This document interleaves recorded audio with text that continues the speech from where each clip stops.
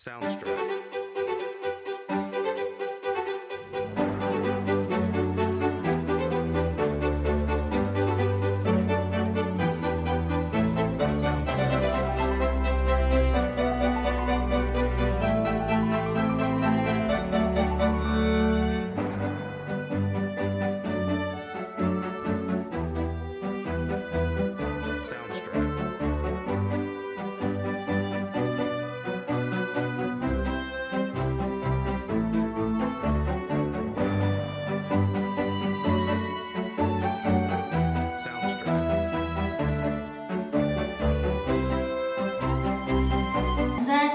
Od letošního roku se Menza přejmenovala, takže se jmenuje Menza Česko, takže jsme literární skupina, která se jmenuje SIK, literární tvorba, založená v roce 2014. Ještě později vás pozvu pak na oslavy 10. výročí založení. Ale dnešní odpoledne a večer je věnovaný vyhlášení výsledků, takže zde bude podle programu, který máte na stole. Všechno snad stihneme.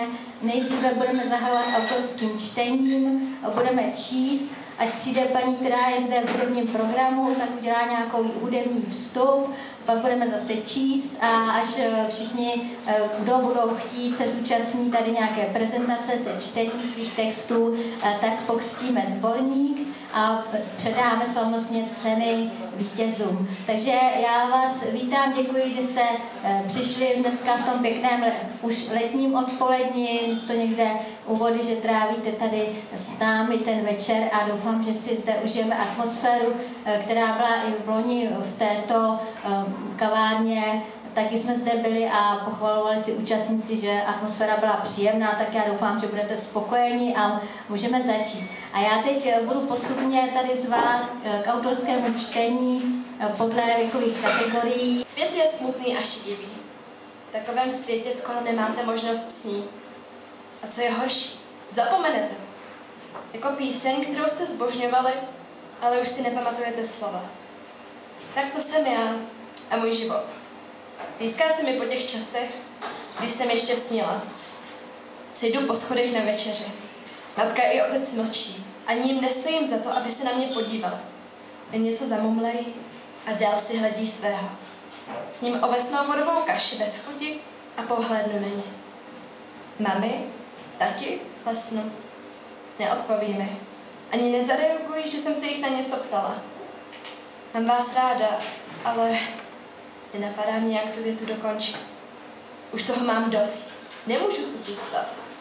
Potom se rychle zvednu a vyběhnu do svého pokoje, dokud si to nestačím rozmyslet. Do tašky házím jen to nejnutnější. Kartáč na vlasy, 3 páry ponožek, lahev s vodou a spoustu oblečení. Dlouho přemýšlím, zda sebou vzít i rodinnou fotografii, co leží na stole. Ještě je tam s námi náš pes, zlatý retriever s vyplázlým jazykem. Společně se smějeme do objektivu a oba rodiče mě objímají. Už dlouho jsme spolu takhle nebyli šťastní. Fotografii si nakonec přibalím sebou jako vzpomínku na hezké časy. Poté otevřu okno a vyskočím na parapet s taškou přes rameno. Naposledy se podívám na svůj pokoj vmalovaný sterilní šedivou barvou. S Bohem, řeknu rodička. Doufám, že už se sem nikdy nevrátí. Běžím po ulici a rychle zahnu, až se ztratím a zabloudím do lesa. Pokroucené větve kreslí na zem děsivé stíny. Snažím se nedívat kolem, abych neměla strach. Popravdě moc netuším, co teď udělám a kam půjdu. Přijdu si sama. Zakopnu o mohutný kořen na zem a ruce i oblečení mám od bláta. Všechno je najednou těžké. Stihnu ještě zahlédnout, jak se z tašky vypadne můj plišový medvídek. Potom zavřu oči a obklopí mě tma. Stojím na ulici a přede mnou se tyčí zámek. Je krásný. Vyšičky se třpití po stíhou všech barevných pruhů. Na stožárech se ve větru třepotají vlaječky. Kde to se? Jdu pomalu dál, až k velké bráně, u které stojí 2 malí mužičci s velkými červenými nosy. Dobrý den, pozdraví jednohlasně. Vítej v zámku nekonečno. Skutečný svět je nečešný, to netuším. Ale je tu tolik věcí. Když se konečně probrodím bludištěm, tak zjistím, není jenom z růží. Jsou i tulipány, slunečnice, koprytiny, orchideje, ocitnu sám a růží té nádhery. Přede mnou se také tyčí jezero s hladkou, tak průsvětnou hladinou, jako by byla ze skla. A možná i je. Stromy mají místo listní motýlí křídla. Stačí se nějakého dotknout a všichni motýly uletí pryč. Zvednou se jako oblak kouře. Je to všechno tak neuvěřitelné, že se začínám bát reality. Ryby přece nelétají. Měsíc není ze síra. Kolo nejde rychlostí světla. Nejde to. Jak mi tyhle myšlenky plní hlavu, ten svět se pomalu vytrácí. Rozpíjí se, jako bych krásný obrázek polila vodou. A mizí. Snažím se si ty střípky udržet a nekonečná mlha nesou si sebou mrtvolný zvuk. Svíralo se mu hrdlo tak, že nebyl schopen. Bloudil sem a tam a cítil se zbytečný jako zrnko písku v poušti. Pomývá kapka vody v moři. Kde se hluboko cítil, jak se ho duše drolí pod náporem emocí. Dej to, nemá cenu bojovat. Nešeptávaly mu hlasy v jeho hlavě. Chvíli jim dokázal vzdorovat, ale nakonec podlehl.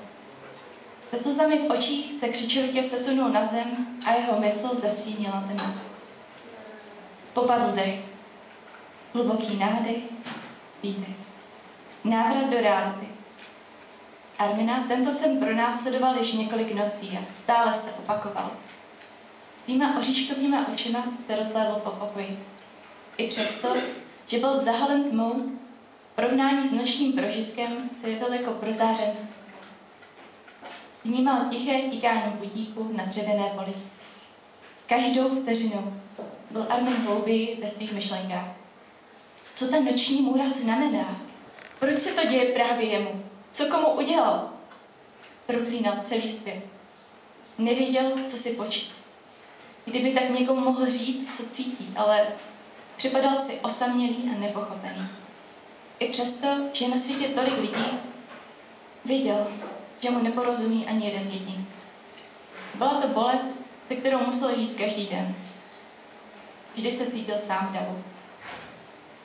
Jeho polštář zaplavilo moře slez.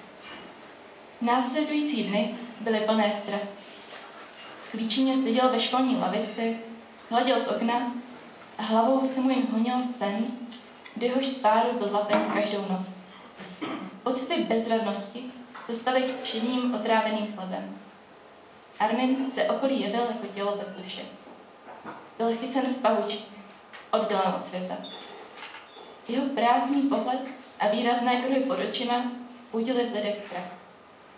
S nikým nemluvil. Konverzace mu přišly prázdné a zbytečné. Nic neříkající. Slyšel zpěv ptáků. Louka odhalila své bohatství v podobě pestrých květů všech druhů a v trávě se třpětila rosa. Vydali se po kamenité cestě směrem vzhůru. Někomu by mohla přijít namáhavá, ale Armin prozřel, že žádná překážka není příliš veliká, pokud má víru a naději. Z dálky již viděl, co se na vrcholku nachází. Byl to ohromný bílý zámek a každá maličkost na něm byla dechberoucí. Okolo byla nádherná zahrada s pečlivě opečovávanými keři, stromy a květinami. Arminovi přišlo, že je v ráji. Celý prostor vzbuzoval pocit domova. Vchodem do zámku byla ohromná brána z nešeného domu. Světluška mu naznačila, aby vstoupil. Armin tedy stiskl kliku a vykročil vstříc novému místu. Byl zaslepen světlem. Po chvíli se však jeho oči přizpůsobily a rozhlédl se. Spatřil nespočetné množství dveří ve větvích se chodbách. Armin se procházel tímto zvláštním zámkem prozářeným světlem. Připadalo mu, že vše okolo ní je živé a snaží se mu pomoci se správným složením myšlenek. Poté, co se dotkl záhadných dveří, již věděl, co se mu místo snaží říct. Všechny tyto dveře představují nekonečnou možností, které má. Uvědomil si, jakou má moc. Jaký nevyužitý potenciál v sobě skrývá. To velkolepé sídlo pojmenoval zámek Nekonečno. Vždy si ji připomíná, aby nezapomněl, co dokázal překonat a čeho je schopný. Jak se i z pekla může stát ráj, protože na konci každé noci vyjde slunce a každé semínko se může stát nádhernou květinou. Zámek nekonečno leží v každém z nás. Nosíme ji ve svém srdci. Jinak třeba k němu nalézt cestu a stisknout kliku. Růzačná voda bystřiny zručila skální rozsedlinou a vytvářela celou kaskádu drobných zvonivých vodopádů. Z dolů padala téměř pol. Princ se za ní neodvažoval ani ohlédnout. Soustředil se jen na to, aby se vůbec udržel na vlhkých skalních výstupcích a z té průrvy se nezřídil. Nadechl se, zatěl prsty do zvětralého povrchu skály a přitáhl se o další kus. Zatoužil, aby mu zůstalo víc z jeho nedávné síly. Býval tak tělesně zdatným rytířem, že musel při turnajích své pravé jméno skrývat, jinak by si proti němu nikdo netroufl nastoupit. Jenže potom utrpěl to strašné zranění a po něm zůstal celé měsíce ležet v bolestech a v nehybnosti. Přežil jen díky boží vůli a své železné konstituci. Následky mu ale zůstaly. Princ už aspoň posté v duchu proklel onoho vousatého poustevníka z dolní pastviny, který ho zlákal a přesvědčil k tomuto výstupu. Zpočátku to bylo snadné. Koryto říčky se vynulo jen mírně vzhůru a on nechtěl tajemství, které na něj podle poustevníka čekalo u pramene, ani za nic propad. Byť nerad nechal koně i psa dole u lesa a vyrazil. Tok bystřiny se ale začal brzy prudce zvedat a princ najednou zjistil, že musí k výstupu stále s vyslejší puklinou používat nejen nohy, ale i obě ruce. Chvilku zvažoval návrat, ale pohled dolů, ze kterého se mu prudkou závratní zatočila hlava, ho od něj rychle odradil. Rozhodl se proto, že vyleze až nahoru a vrátit se pohupovali na bílých vlnách. Obrátil se znovu k tajemné ženě. Já ale nevím, co tu mám dělat. Netuším ani, kdo si ty, vzácná paní, klonil se zlehka. Já? Žena udělala několik kroků a natáhla paže k nebi. Jemná tkanina jejich šatů zavířila perleťovým třpitem. Jsem správkyně tvých vzdušných zámků, ochránkyně snů a tajných přání, které máš, každé tvé představy i plánu. Podívej se, obsáhla mlžný svět širokým gestem. Jedině dnes máš možnost jim porozumět a některé z nich i uskutečnit. Jen některé? A jak to udělám? Vydechl princ. Tady, ukázala žena na lesklou trulici, stojící opodál.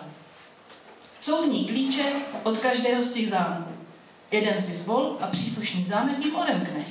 To, co obsahuje, se potom stane skutečností. Princ udiveně přešel k okraji skály. Zaujal ho velký zlatý zámek se spoustou věží. Za jeho okny viděl přecházet krásné ženy a neznámé muže. V nejvyšším patře zahlédl svou matku a dole v zahradě otce. Tázavě se ohlédl po stařeně. Tvé vztahy k lidem, vysvětlila mu. Ženy, které si miloval a ještě budeš, rodina a diplomatické úspěchy. V dalším zámku, matně stříbrném, rozeznal princ skladiště plná drahých kovů, potravin a vzácného zboží. Moje touha po majetku? Zkusil hádat a strážkyně s úsměvem přikývla. Princ začal horečně zkoumat další stavby, které k němu postupně přinášel oceán mlhy. V zeleném zámku objevil svou lásku ke všemu živému. V kamenném sen o vzdělanosti a knihách, které napíše. Červený hrádek mu připomněl, jak touží po dobrém jídle a pořádném víně k němu, kožený dům zase politické a vladařské vize. S dojetím se zadíval na dřevěnou tvrz, ve které se honily smečky strakatých střepatých psů. V mlžných peřinách pod ním plulo tolik budov, že mu z toho přecházel zrak. Rozechvěle se obrátil ke stařeně. Netušil jsem, že mám tolik vzdušných zámků. Takové množství. Nejsem divný? Žena se zasmála. Je mladý a chytrý. Takoví lidé mají spoustu snů a plánů. Rádi si stavějí vzdušné zámky. Ale já bych si přál, aby se všechny naplnily, namítl princ. Proč si musím vybrat jen jeden? Tohle je zvláštní příležitost a ta má svá pravidla, odpušila strážkyně. Jeden klíč pasuje vždy jen do jednoho zámku. Princ se znovu zadíval na scenérii před sebou. Také se říká, že peníze jsou klíčem ke všem zámkům. Zašeptal a mimoděk se dotkl váčku se zlatem, který mu jako vždycky pro všechny případy visel u pasu. Na rameni ucítil záhyb bělostného hávu. Stařena uchopila jeho tvář a a zadívalo se mu přímo do očí. Měl pocit, že se v té modři utopí. Myslíš si snad, že na tomto místě něco znamenají pozemské cennosti? Že bys mě mohl čímkoliv uplatit? Princ honem zahambeně zavrtěl hlavou a sklopil zrak. Poklekl na zem a znovu si prohlížel své vzdušné zámky. Pak se pěl ruce a začal se modlit, jako to dělal vždycky, když si nevěděl rady. Nemůžeš se rozhodnout? Ozvalo se za ním. Měl bys vidět ještě jednu věc. Mezi těmi klíči je i jeden, který odemyká zámek nekonečně. Pokud se ti ho podaří najít, otevřou se spolu s ním i všechny ostatní zámky. Všechno, co plánuješ, se stane skutečností. Dokonce i tvé sny. Je to ten jediný pravý klíč. Ale neraduj se předčasně, upozornila ho, když spatřila naději v jeho očích. Pouhým zrakem ten klíč neodhalí. Ani zámek nekonečno. Je to prostě jeden z těch klíčů v truhlici a jeden ze zámků, které vidíš před sebou. Ale co mám tedy dělat? Vyhrkl zoufale princ. Jak ho mám poznat? Strážkyně lehce pokrčila rameny. Těžko ti radit, zkus vybírat srdcem. Princ se zamyslel. Bylo pro něj důležitější dobře vládnout nebo najít milující ženu, se kterou splodí dědice. Měl by raději napravit své vztahy s otcem nebo sepsat filozofické dílo. Vystavět město nebo dát lidu dostatek jídla. Touhy a sny v jeho nitru sváděly těžký boj, ale žádná nevyhrávala. Stařena ho soucitně pozorovala. Úplně vyčerpaný se princ nakonec položil na holou skálu a chladil se o ní rozpálené čelo. Vypudil z mysli všechny dotěrné myšlenky a tiše pozoroval měňavou krásu mlhy. A z ničeho nic se mu rozbřeskl. Byla to přece prostá věc, která mu v těžkých časech nejvíc pomáhala a nikdy ho nesklamala. To díky ní vždycky získal čerstvou energii a nový pohled na věc. Už věděl, který klíč zvolí. Vyskočil a odklopil výkot truhlice. Chvíli trvalo, než našel ten pravý, ale nakonec ho vítězoslavně ukázal stařeně. Klíč byl vyřezán z kusu lipového dřeva. Chci tento, prohlásil rozhodně. Odemknu si dřevěný zámek. Strážkyni obklopil kruh stříbrného svitu a ona radostně vykřikla. Vybral jsi správně. Hoď ten klíč do mlh pod námi a věz, že tím otvíráš vzdušný zámek ze dřeva a s ním i všechny ostatní. Právě odemykáš zámek nekonečno. Princ poslech. Dřevěný klíč se propadl do hlubiny a hned poté začaly obrazy vzdušných zámků pukat jako mýdlové bubliny. Mizely jeden za druhým, až zůstalo jen moře mlhy, bílé jako mléko.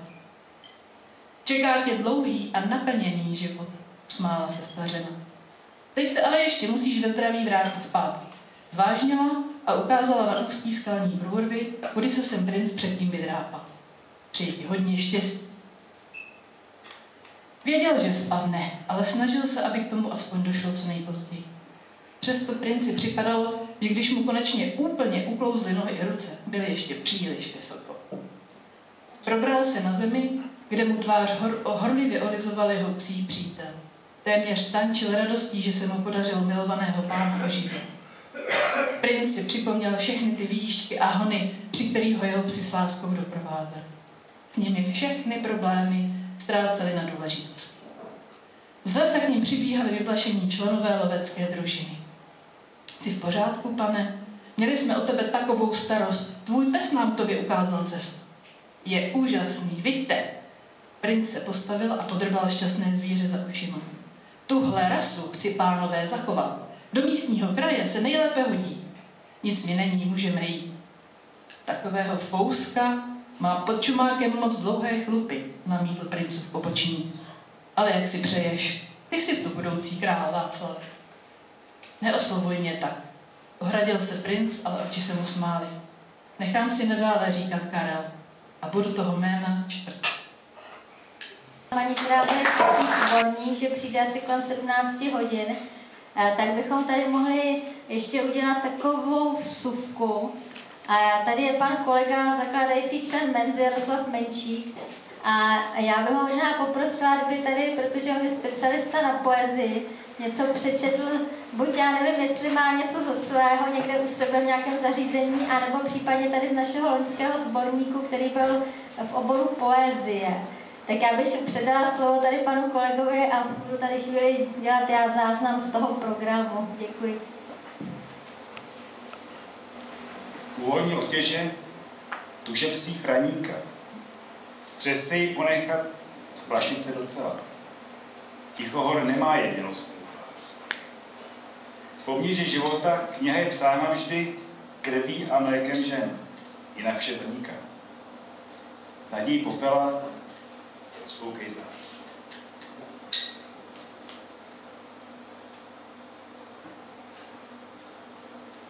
Temnosvět jara. Bez ustání roky plynu. Zranící šípy vteřin naději vyprokají. Melodii hledám, ke kterým se vydat dveřím bych se octl v šťastném kraji. Jaro život oslavuje, les i louka v novém šatě. Pohlavím se učí, květy. Vnímám to jak sterné svoje, storuplný, horečný, jak před brzkým a vysky. Šepot touhy pryč se mění, na ulici vábných křivek stále více odhalen. Moudrost krotí zrádnost mění. Žhavé růže v pínech dívek, druhá karta, smrti žen.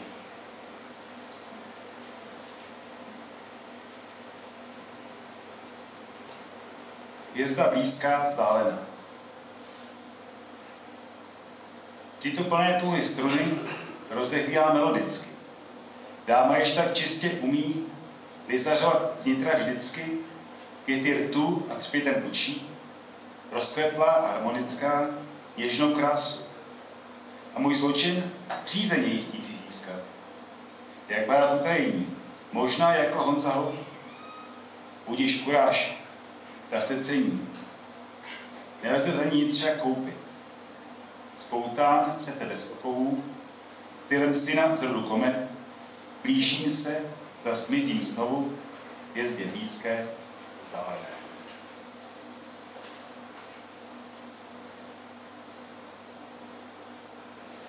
Na dotek.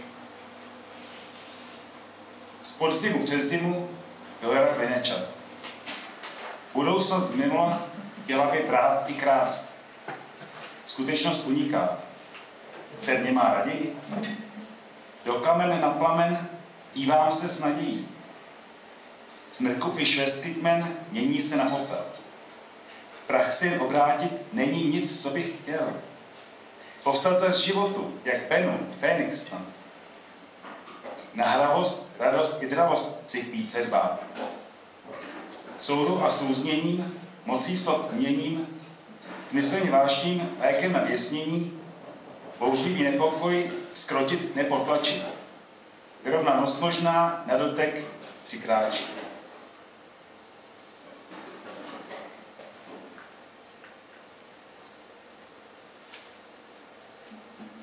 Campo. Un po' troppo capriccioso. Leden měl už moje padla.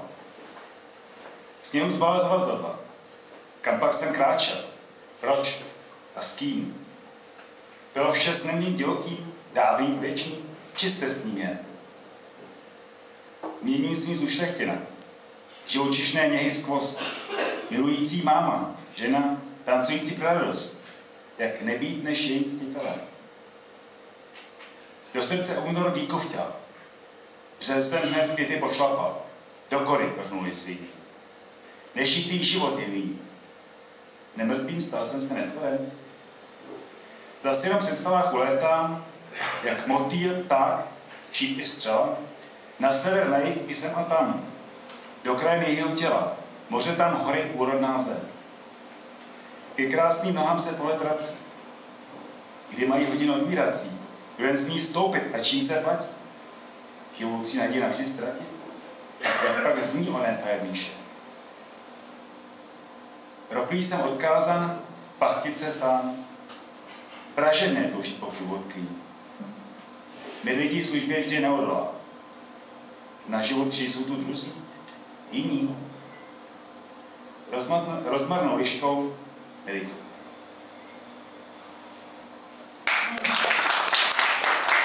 Je velice příjemný být ve vaší společnosti. A pokud na mě budete mít nějaké otázky, tak budu strašně ráda, protože jsem normální upovídaná ženská. Takže vám ráda odpovím na cokoliv se budete ptát. Já vám odpovím, na co budu chtít já. Tak. A nicméně já jsem tady vlastně jako kmotra a to miminko vůbec neznám. Jestli třeba bych se na něj mohla i podívat. Tohle je miminko. To je krásný. Děkuji.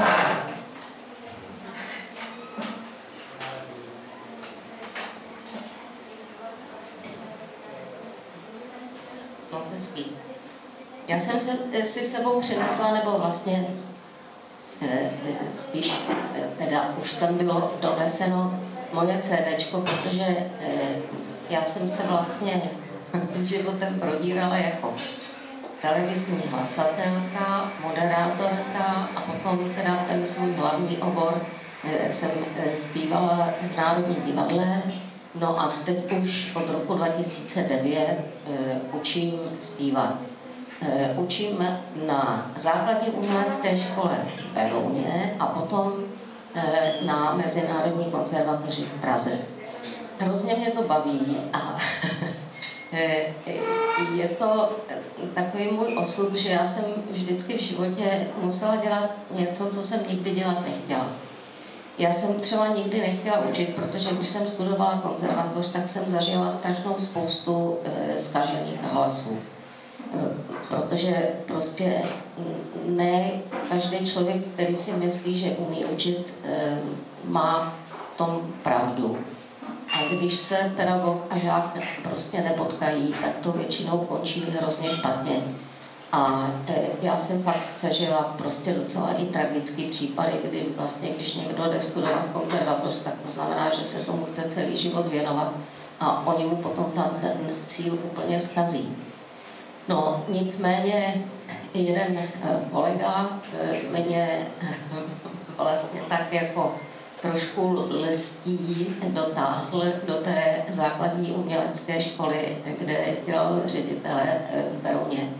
No a já jsem nakonec přišla na to, že prostě mě to učení hrozně baví. A zaplať pámu, snad jsem ještě žádný dítě neskazil. Ale pravda je, že v té základní umělecké škole to není ještě takové riziko jako na té konzervatoři, kde už teda jde opravdu o profesionální přístup a profesionální výkony. Tak tam jsem se tak nějak trošku propracovala po nějakých zkušenostech, tak třeba to bude mít nějaké výsledky. Zatím mám jednu úžasně v klasické muzice, teda úžasně nadanou slečnu, která sklízí úspěchy ve svých 17 letech a je opravdu báječná.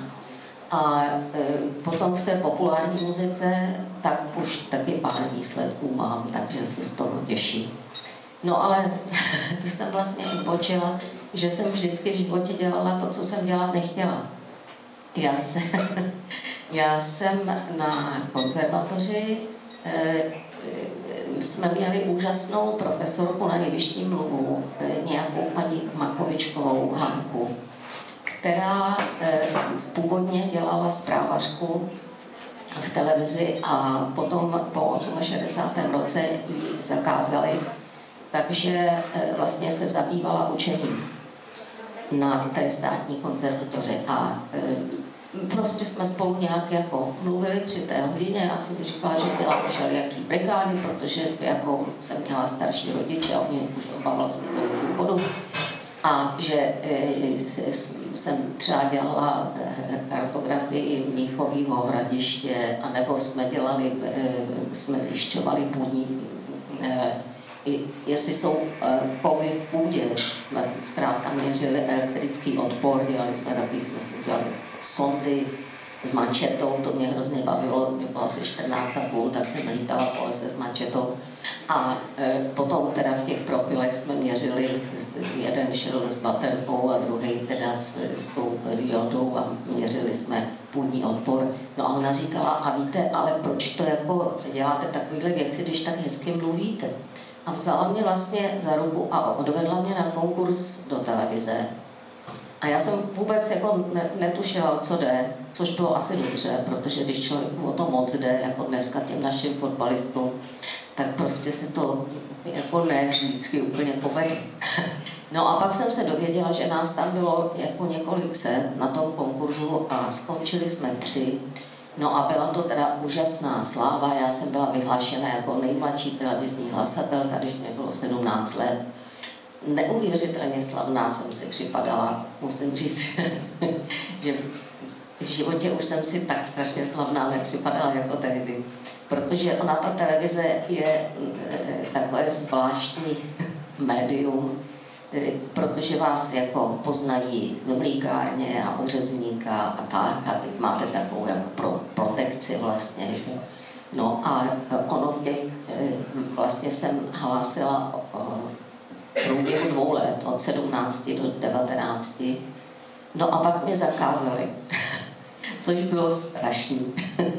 Vždycky, jak to člověk tak jako v životě má, že všechno špatný je k něčemu dobrý, tak já, když mě jako zakázali z politických důvodů, tak jsem se zase vrátila k tomu zpívání, protože jsem vlastně ještě pořád jako chodila teda na tu konzervatoř do školy. Zpívala jsem s vokálním souborem Lubomíra Pánka, to bylo moc dobrý, to byla krásná zkušenost, protože jsme dělali všechny ty festivaly populární hudby a všichni byli jako naši kamarádi. Karel Hála, Milan Hladil a Iveta Simonová a některý i mladší teda. No a pak jsem teda absolvovala a připadala jsem si, že jako to moje zpívání, že to není nic moc, že prostě si jako dobrou zpěvačku představuju trochu jinak. A věnovala jsem se i teda tomu moderování, ale v televizi teda tam jsem jako nesměla, ale předtím dělala jsem takové různé pořady. No a jo, to je zvuk. Takhle jsem nespívala, no něco líp. No a měla jsem autohavárii, ve který mě zastupoval právník, zase všechno špatný je k něčemu dobrý. A ten mě seznámil s profesorem, který mě znova začal učit zpívat. A on říkal, oni ho prostě všichni strašně pomlouvají. A buď je to tím, že opravdu nic neumí, anebo toho umí hodně a oni mu to závidí. To druhý byla pravda. Byl to takový starý pán, kolik mu bylo 75, když jsme se seznámili. A říkal, tak mi něco zaspívejte. Tak já jsem začala a on, dost, co to děláte? Vyskočil z té židličky jako mladý Jura. A říkal, no dobře, ale tak jako nějaký hlas by tady byl. A tak víte co, tak já prostě k vám budu každý den chodit odpoledne a za 3 měsíce pojedete na soutěž do Itálie. No, jenže tehdy jako jet na soutěž do Itálie nebyla žádná velká legrace. Nicméně on skutečně začal ke mně docházet. Jeho kamarádi byla řada italských zpěváků. Shodou okolností Toscaniniho Bastancre di Pasero měl za manželku českou paní z Benešova. A oni byli právě s tím panem profesorem jako velký kamarádi. Já už jsem teda Pazéra nezažila, ale nahrávky pořád existují a pokud máte rádi vážnou muziku, tak si ho poslechněte, jak třeba zpívá o tu Palermo, je to prostě úplně nádhera. No a tak zkrátka s kým mě tenhle ten pan, jmenoval se Antonín Novotný, jako ten někdejší prezident, ale neměli spolu nic společného, opravdu ne. A tenhle ten pan Novotný prostě ke mně docházel a skutečně teda k tomu, jako se v tom hlase prostě určitý pokrok teda projevil. No a on říkal, tak podívejte se, ve Verčeli je prostě velká pěvecká soutěž a vy tam prostě na ní pojedete. No jenže tehdy, když člověk chtěl jet na západ takzvaně, tak si musel obstarat výjezdní doložku a devizový příslib. A tak já jsem šla na Ministerstvo kultury a říkala jsem, podívejte se, já bych chtěla jet na soutěž do Itálie a potřebovala bych, jestli byste mi dali teda možnost toho devizového příslibu, jenom jako potvrzení do banky, já si všechno zaplatím, vůbec nic od vás nechci. A ten pan ředitel toho uměleckého odboru, který říkal, soudružko, ale to je problém. Protože podívejte se, vy tam pojedete na svý náklady jako jenom za sebe a budete mít úspěch a nebude to úspěch náš. A vy tam pojedete za nás a nebudete mít úspěch a bude to neúspěch náš. To je neřešitelný problém. Tehdy je hrozně rozšířený. A Ministerstvo kultury, to je pořád tam, kde bylo, a přes řeku byl ústřední výbor strany. Tak jsem se sebrala a šla jsem přes tu řeku velmi rychle tehdy. A šla jsem na odbor kultury, na tu UVKČ a tam byli dva takový pánové a já jsem vůbec netušila, že oni jako nemají úplně ideální vztahy s tím Ministerstvem kultury. Takže jsem jim vylíčila svou situaci a ten jeden vzal telefon a telefonoval na druhou stranu řeky a říkal, podívejte se, takhle nemůžete jako soudružce bránit pro zletu, to nejde. Takže prosím vás, to razítko dejte. tak jsem dostala razítko, odjela jsem na soutěž do Itálie, no a vrátila jsem se teda jako s finálovým umístěním, takže to bylo jako docela jakože pro mě velký vítězství. A tak jsem šla teda na to Ministerstvo kultury. A on říkal, no tak dobře, tak vás doporučíme teda pozornosti Opery Národního divadla. A já jsem říkala, víte, ale já nechci začínat v Národním divadle. No, takže to byla zase taková trošku revoluce, oni s tím takhle úplně nepočítali. Nicméně moje první představení bylo v Brně. Zpívala jsem Mizetu v Bohémě. A byl to pro mě úžasný zážitek, protože to bylo na jednu zkoušku, ale krásná režie pana režiséra Věžníka. Ale tam je hlavní árie, kdy tam Mizeta prostě kráčí tam jako po bulváru v Paříži a zapálí si cigaretu v takový dlouhý špičce, pak ji odhodí a začne zpívat. A já jsem nikdy v životě nekouřila. A teď jak jsem se strašně bála, že až jako vdechnu ten kouř, takže se rozkašlám a že tu arii vůbec prostě nebudu schopná zaspívat. Tak se mi ta ruka s tou špičkou takhle klepala a ono, jak to bylo dlouhý, že jo, tak to byl takový rozkmit, to byl jako takový vlající lampion tam. A moje kamarádka, která mi tam přišla držet palce, říkala, Renko, zpívala si moc hezky, ale to cíko jako prase kost. Tak to byla moje první opera v Brně. Pak jsem se do toho Národního dostala, ale vy už asi máte připravený ten... No, já jsem mu povídala, já jsem vám to říkala. Prostor ještě potom, jo?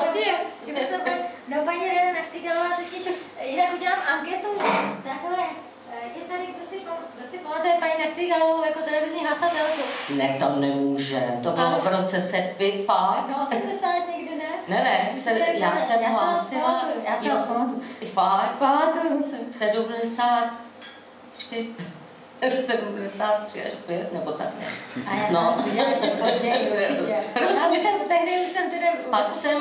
Pak mě na chvilku zase vzali na milost někdy okolo těch 80. Když jsem dělala hádanky s písničkou, 50 stupňů ke zlaté. A pak už mě pak zase to se to nelíbilo tomu Národnímu divadlu. To bylo 83, protože ty řekli, že teda jako, když chci zpívat opery, takže nemůžu hlásit v televizi. No, tak už mě někdo někam šoupal. Dobře, tak potom máte tady to CDčko, tak a já teďka mám teda postili tu knížku. Tak já jsem tady přinesla, nevím, jestli můžete si vzít aspoň takhle symbolicky, vidíte, že tak aspoň tak ten sporník, který z naší soutěže na téma Zámek Nekonečko, trochu jste se na ně asi podíváte. Taky, ne, tak tomu jenom něco řekněte a tak si jako přiťukneme. Takže, milí sborníků, já ti přeju šťastnou cestu a hodně nadšených scén. Scénář. Tak. Scénář to píšete vy, že? Tak jo, tak moc děkujeme. Není za co. Na zdraví.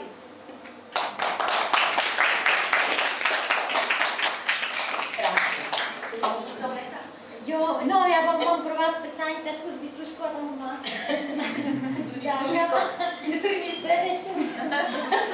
Já si to nechám tam. Tak si to poslejte, když se přidáme ceny. Tak, začneme tím účinným Manomesko nebo Bohema, ale Arie Lilith a není s tou cigaretou, anebo Arie Tosky. Mano? Dost uječená. Tak první jdeme ten. Jestli to odpovídá, teda ale se jo.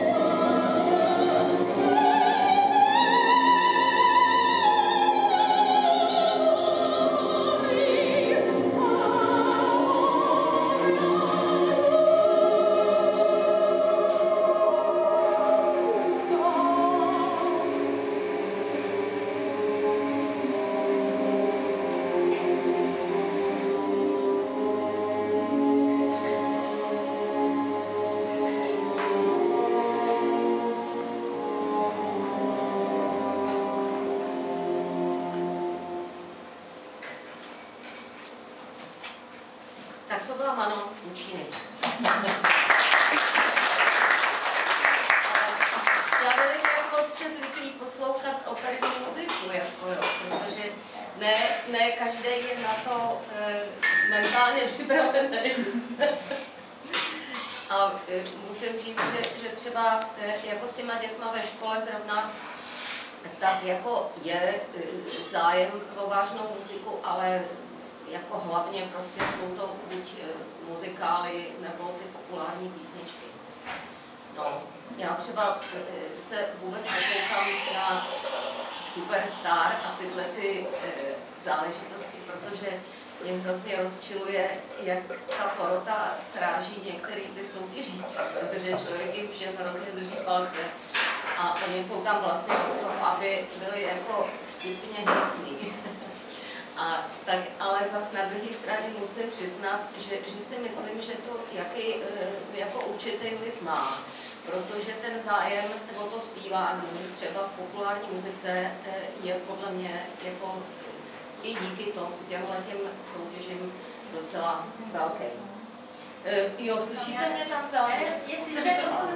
Jestli se tady pozadu, já však tam byla takový vzadu.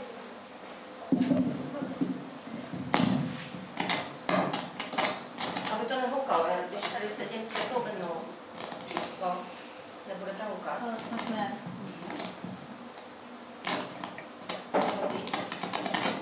No, asi dobrý. No, takže to CDčko to mě vlastně vydali v rámci, dostala jsem ho k 60. narozeninám před 10 lety. Jako, to byla Hlasy Národního divadla nebo nějaká takováhle edice, což jako vydával teda Český rozhlas. Měla jsem z toho velkou radost. A oni hlavně tam nazbírali nahrávky, které jsem teda v tom rádiu nahrála jednak s orchestrem, se Sočerem, tedy symfonickým orchestrem Českého rozhlasu, a potom ještě s jedním komorním souborem, protože pro mě kdysi pan dirigent Bělohlávek našel cyklus Benjamina Brittona, jmenuje se to Les Illuminations a je to vlastně jediná skladba, kterou on napsal na francouzský text. A mně se to teda strašně líbí, ale je to přece jenom jako moderní muzika. Ale možná úplně malinký kousek, že bych vám z toho pustila. Teď úplně nevím, který, ale zkusím něco najít.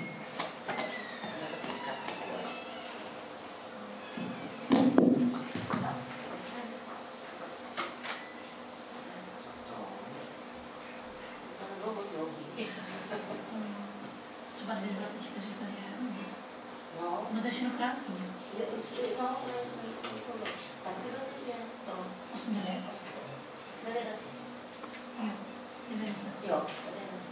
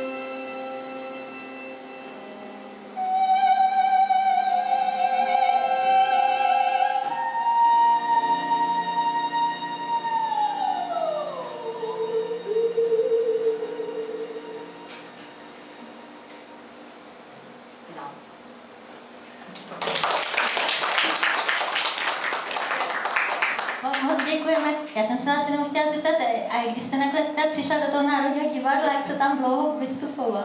Jo, no, já jsem úplně poprvé přišla do Národního divadla, když mi bylo 10. Protože jsem šla na nějaký konkurs do televize s kamarádkou. Jsme ještě doma ani neměli telefon. A oni mě tam vzali a maminka, když teda zjistila, že by jako asi se tak něco mohlo, tak našla inzerát ve Večerní Praze, že Kínův dětský sbor přijímá mladé talenty. Tak jsem tam šla a vlastně asi už za 2 měsíce jsem zpívala právě v Národním divadle.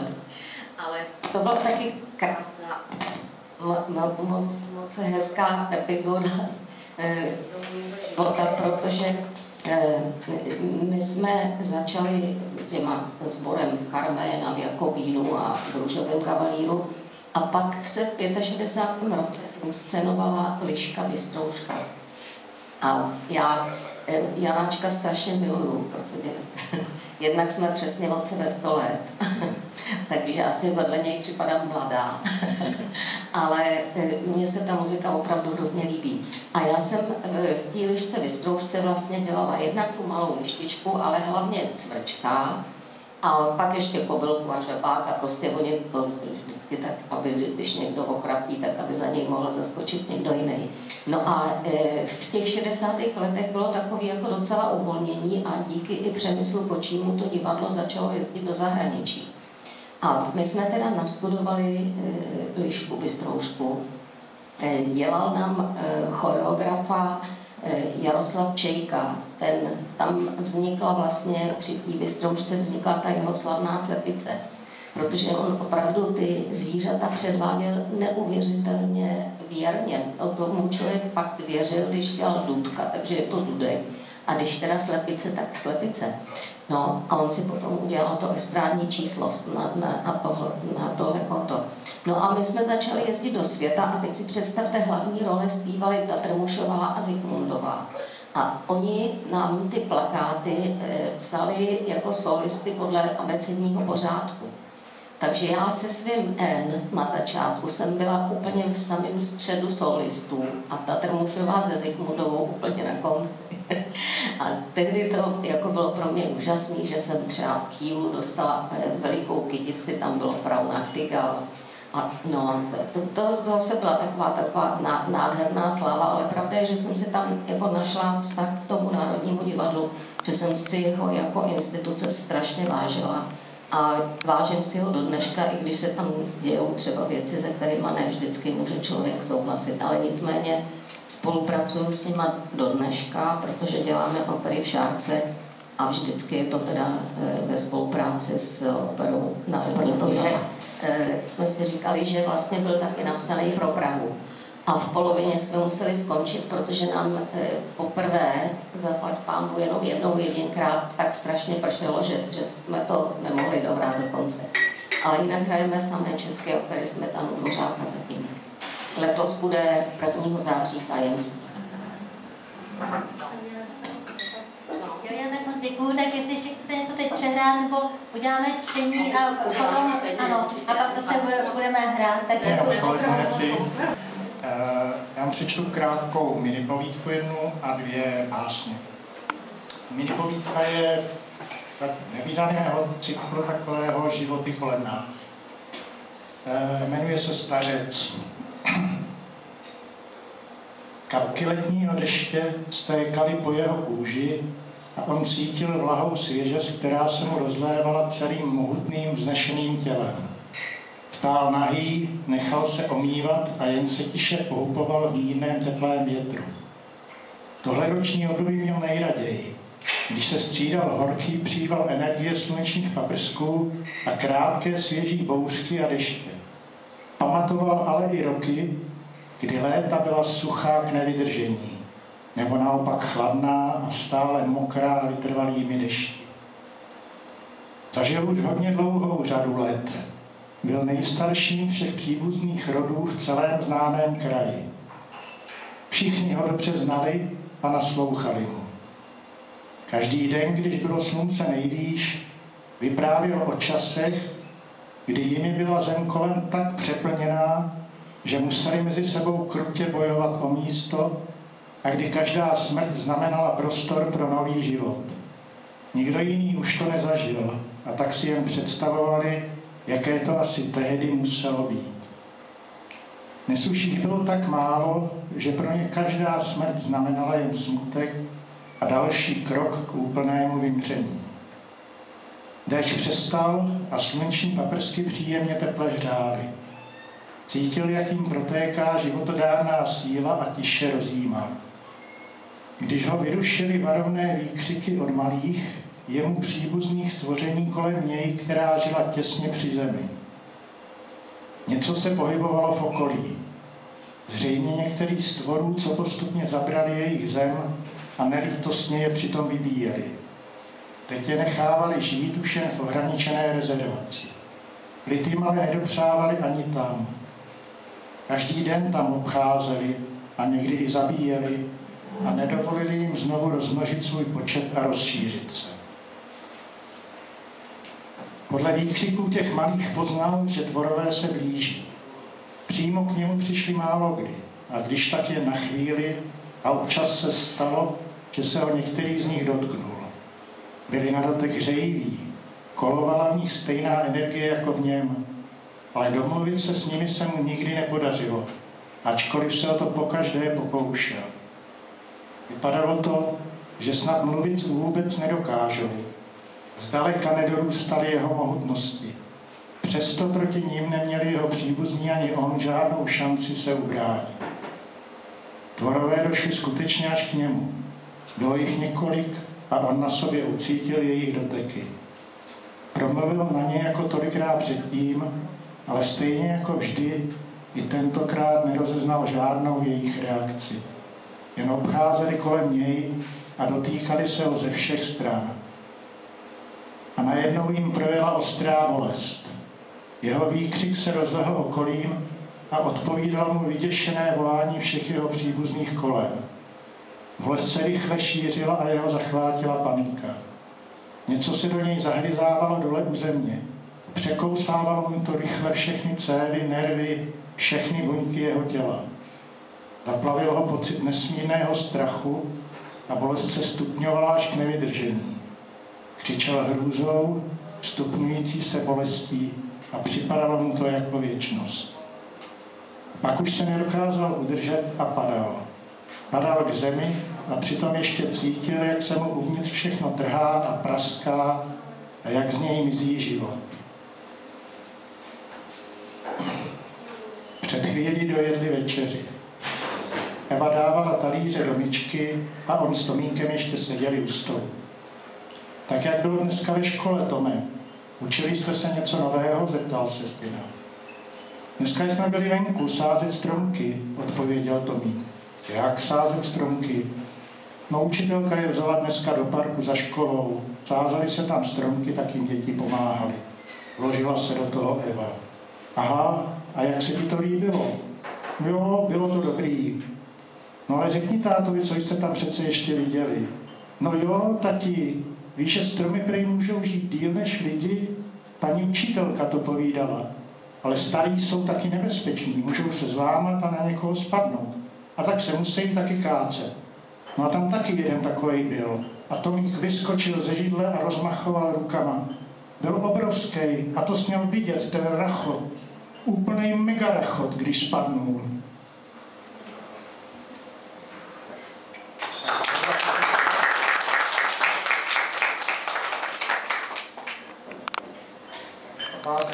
Básně jsou dvě bytostem v mém srdci. Jedna, první se jmenuje Žena. Něco v sobě má, co mě vábí. Něco, co nedokážu říct. Něco v sobě má, co mě láká a táhne k sobě blíž. Snad něžnost víl, dlaň hladící, snad lehkost chvil, s ní smějící, snad vášeň s deštěm bouří letící. Něco v jejím hlase, co zpívá, zvonky křehké vzrušením, něco v úsměvu, co mívá, když mávne křídly v závrati. Snad něžnost víl, dlaň hladící, snad lehkost chvil s ní smějící, snad vášeň s deštěm bouří letící. V kapkách deště na oknách, v raných paprscích, i v listech stromů ukrytá, ve hvězdných dálkách, za nocí, když usínám sám. Něco v sobě má, co mě vábí, něco, co nedokážu říct.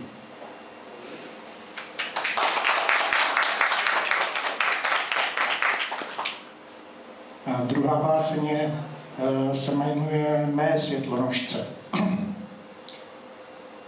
Než v mých nocích temných světla svíc, ty zbyla a jsi pro mě víc. Pláčeš, nemůžeš spát, chovám tě v náruči, chodím kuchyní a zpívám. Usínáš, držíš můj prst, je akorát do ručky, sledují tvé snění a usínám. Směješ se, oči ti září, údolí ve slunci je pod námi, do dálky se bělají vrcholky a vzduch voní. Hraješ pod oknem na piano, naše písně na přání, hlas mi z melodií zápolí a v srdci to zní. Jsi světlem ve dnech mého života, dík za tvou lásku, víru i tehdy za Godota.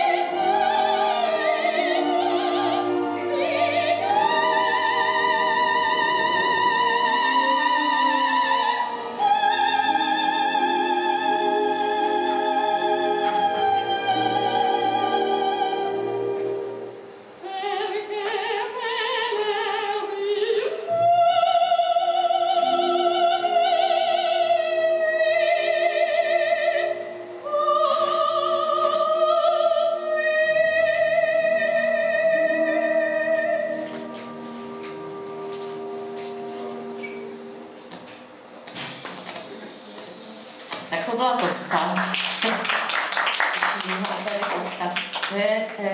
Musím říct, že já jsem velice vděčná, že dneska už je taková ta tendence, že se opery zpívají v tom jazyce, ve kterém byly napsány. Je to titulkovací zařízení nahoře, aby lidi věděli obsah. Ale když se to začínalo, tak ne úplně každý z těch interpretů byl rád, protože my jsme třeba ve škole měli povinnou italštinu ale ne všechny studenty to poznamenalo. Takže když jsme třeba cvičili Dona Giovanniho na zájezd do Japonska, tak mi právě jeden kolega říkal, to se ti to zpívá, než víš, o čem to je. A ono se učit opravdu potom jenom ty slova jako, tak jako mechanicky po slavikách, tak je teda docela otrocký. Je skoro lepší se ten jazyk aspoň trochu naučit. Ale já když jsem třeba zpívala poprvé v Německu, to byl Alexander Fest, skladba Händla a já jsem tam měla kolegu, který vlastně mě to jako zprostředkoval, to byl můj spolužák u toho Antonína Novotného, který za ním jezdil z Německa na hodiny. A on seděl přede mnou na zkoušce s klavírním výtahem a strašně jako sledoval, jestli to dobře vyslovuju a jestli je teda všecko správně, když mě on doporučil, tak abych mu neudělal ostudu. No a přišlo teda to představení, byla to jako takovou docela slavnostní záležitost a teď já jsem zpívala a tam bylo Der Herr, der seine Glut und sonst verhält, blickt an den Reiz, der ihn entzückt und seufzt und blickt und seufzt aufs Neue. A to seufzen se tam jako opakovalo víckrát, že jo. No a tak já jsem to jako vyšli a při té produkci najednou koukám, že ty lidi se tak trošku jako usmívají. A já, jak jsem zpívala pořád to seufzt, tak mi to se vypadlo. Takže jsem zpívala o tom, jak Pána chlastá, že seufzt und blickt prostě. No a druhý den vyšla kritika v Allgemeine Zeitung, do dneška mám schovanou, že Nachtigall, protože já se jmenuji Nachtigall, to je Slavík, že v Německu. Stanzu ihren Namen und die Kleinigkeiten in Aussprache kann man bald reparieren sagen. Takže jakože maličkosti ve výslovnosti určitě budou brzo opravit, ale tady se mi tehdy opravdu pobavila při tom oratoriu, jak ten Pán chlastá. No, stane se, člověk to neví, že ne? Tak, chcete se někdo na něco zeptat? Nebo už jsem na zemi vykecala úplně všecko, to asi ne. Tak, ještě třeba v té hlasatelské profesi tam jsou taky docela zajímavé zážitky, protože to po nás vždycky chtěli jako takový ty přebrepty, jo, co jako bývají. A byli někteří, nebo spíš kolegyně, které byly specialistky teda na přeřekky. A jeden byl v souvislosti s Pražským jarem. Vážení diváci, viděli jste operu Antonína Dvořáka Selma Šedlák. Promiňte, Selma Šedlák. Vážení diváci, viděli jste operu Antonína Dvořáka Selma Sedlák a účinkové členové paru a baretu Národního divadla. Tak to byla Heda Čechová, tu nepamatujete ani nikdo asi z vás, ale no a nebo Miloš Frýba, ten zase, my jsme měli napsané texty, které jsme se museli učit z paměti, protože čtecí zařízení tam žádné nebylo. Ale přehled pořadů jsme si dělali sami a potom jsme si mohli dovolit odhlásit a ohlásit večerníček jako podle sebe. A Miloš Frýba jednou říkal, tak dětičky, večerníček, který skončil, dnes na shledanou a zítra dobrou noc. No. A pak ještě Dáša Dvořáčková, ta byla taky úžasná. Ona byla z Ostravy a měla takovou tu krásnou moravskou výslovnost. A teď prostě odhlašovala pořad, který se jmenoval Růže a trní. A ono se jí tam pořád prostě pletlo kamení. Tak si pod kameru udělala ceduly, nalepila a napsala si tam trní. A teď si udělala ten svůj rozšířený pohled, aby viděla, co tam je pod tou kamerou. Milí diváci, opravdu dojemný byl náš pořad Trní a kamení. A nebo ještě bylo taky dobrý, jak úžasně těžký život. Bylo to o parašutistech a to byla taky kolegyně, která jako chtěla vyjádřit to pochopení s těma vojákama, že to nemá jednoduchý a že tedy skutečně nesnadný život mají chlapci z našich paradentózních jednotek. No, paradizantní se jim říká. No, tak to bylo hlášení. Tak, máte ještě nějaké čtení? Čtení asi už nemáme. Možná se vás ještě zeptám, jste říkali něco o tom divadle, to jste myslela tu operu v Šárce, nebo ještě nějaké jiné divadlo? Ne, to je... To bylo jiný divadlo, ale je... Jako takové. Už to je dobrý. No. My jsme v roce 1991 založili s kolegou Tomášem Hášou originální hudební divadlo Praha. OHDP, to je právě ten můj mail. A vlastně jsme to udělali protože my jsme s kolegama, se kterými jsem dělala starou muziku i v takových historických kostýmech, tak jsme měli koncert v 90. roce na Bertrance. A ten objekt strašně chátral. A to bylo opravdu, nebo je ještě pořád prostředí, kde opravdu ten Mozart prostě chodil a zažil tam docela šťastný chvíle, bych řekla, svýho života, protože tady v Praze ho fakt měli rádi, zatímco ve Vídni a v Salzburgu to nemělo úplně jednoduchý. No a já jsem říkala, no tak ono by to chtělo prostě něco vymyslet, aby jsme to tady nějak oživili. A tak jsem tehdy napsala hru Noc s Mozartem, která byla vlastně takovou volnou historickou rekonstrukcí toho, co se tam stalo 3. listopadu 1787. Kdy teda údajně to jako byla pravda, že Mozart přijel do Prahy na svoji Figarovu svatbu a oni vlastně potom na konci té jeho návštěvy mu zadali, že by chtěli, aby napsal pro Prahu operu a dokonce už je známo teda i to, že to měl být ten konkrétní ten Don Giovanni. A on přijel teda do Prahy potom s Lorencem da Pontem, tam tu operu dotvářeli a pomáhali mu přitom i jako vynikající český muzikanti, jako třeba Jan Křtitel Kuchař, ale já nebudu přednášet, já se omlouvám. A na toho 3. listopadu bylo po třetím, myslím si, představení Dona Giovanniho, nebo dokonce po 4., protože premiéra byla 29. října. A byl na Bertramce takový večírek a Josefína Dušková, která vlastně se svým manželem tu jeho návštěvu spunktovala, tak si přála, aby jí Mozart napsal koncertní árii. Oni se spolu potkali v Salzburgu, když tam byla vyřizovat dědictví po dědečkovi a tehdy právě jí tam Mozart jednu árii věnoval a oběma se to moc líbilo, jí se líbila ta árie a jemu se líbilo, jak to zpívala. No a chtěla teda ještě jednu. No a Mozart už to měl v hlavě připravený. On vlastně takhle tvořil, že si to v hlavě sesumíroval dohromady a pak už to jenom vysloveně doslova vyplýval na ten papír. No a ona údajně ho prostě zavřela v té sale teréně, nechala mu tam noty, inkous a pero a že ho nepustí dřív, dokud jí tu árii nenapíše.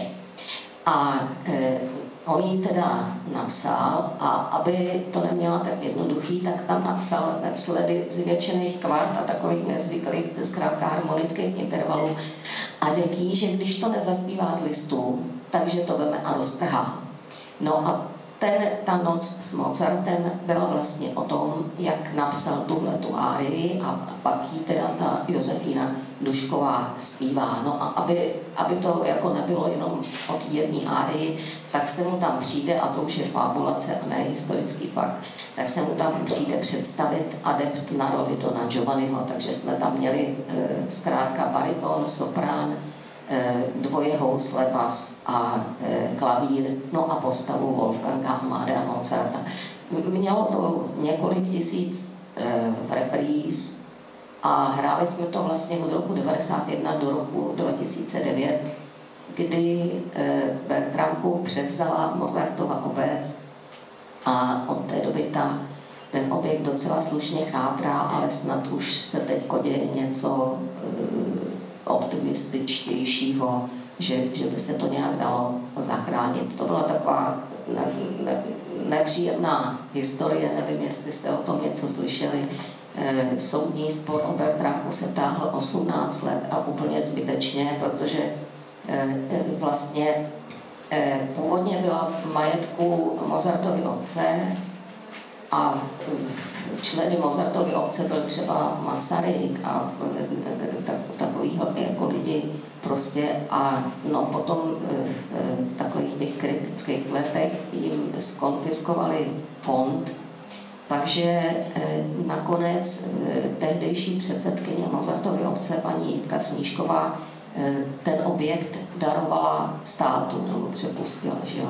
No a když bylo teda po sametové revoluci, tak byla snaha prostě, aby si zase ta Mozartova obec tu Bertramku převzala, ale pan doktor Volek, který byl tehdy předseda Mozartovy obce a je do dneška, tak prostě řekl, že to neudělá, protože tam prostě nejsou všechny věci, které tam byly, když jim to zabalili.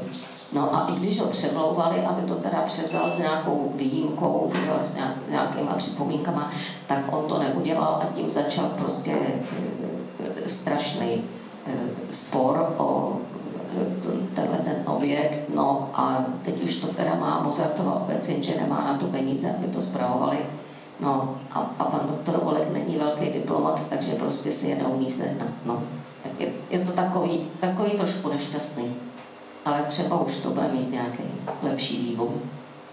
Tak takhle začalo to naše divadlo. No a potom jsme dělali ještě, když jsme udělali toho Mozarta, tak za mnou přišli zástupci z UNESCO, protože říkali, helejte, všichni děláte Mozarta, že je výročí, že jo, a že ho má taky Dvořák na to jako nikdo.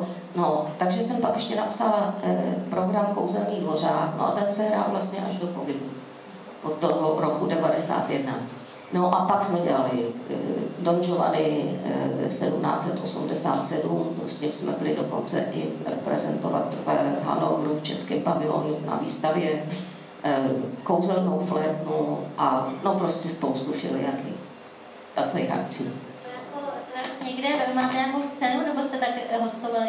No, my jak jsme to založili vlastně na těch jako uměleckých osobnostech, tak jsme to vždycky hráli tam, kde se to k tomu nějak vázalo. Čili toho Dvořáka jsme dělali ve Dvořákově muzeu, potom jsme dělali Strausse, to jsme dělali na Žofíně a protože tam skutečně kdysi jako byl Johann Strauss.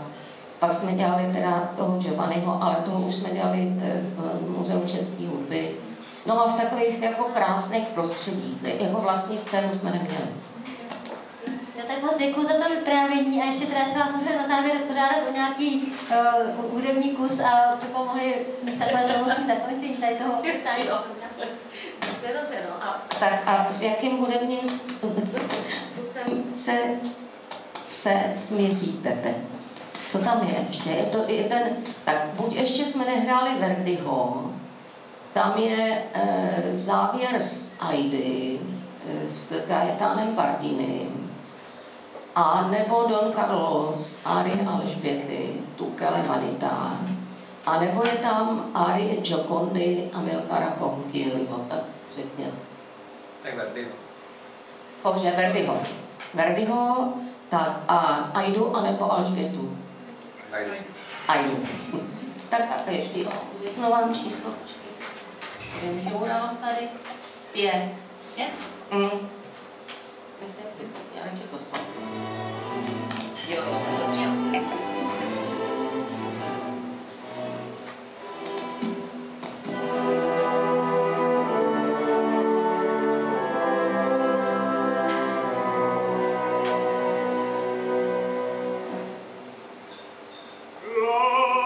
Dalla pietra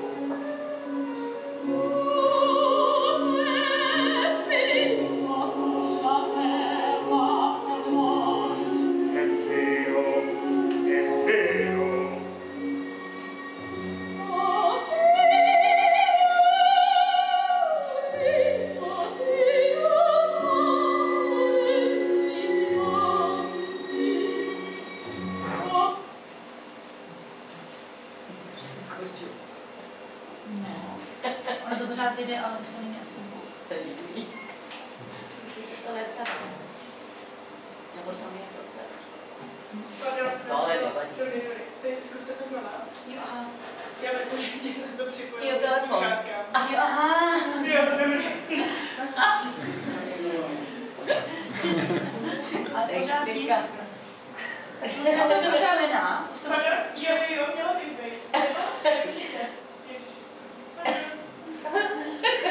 Jak jsem to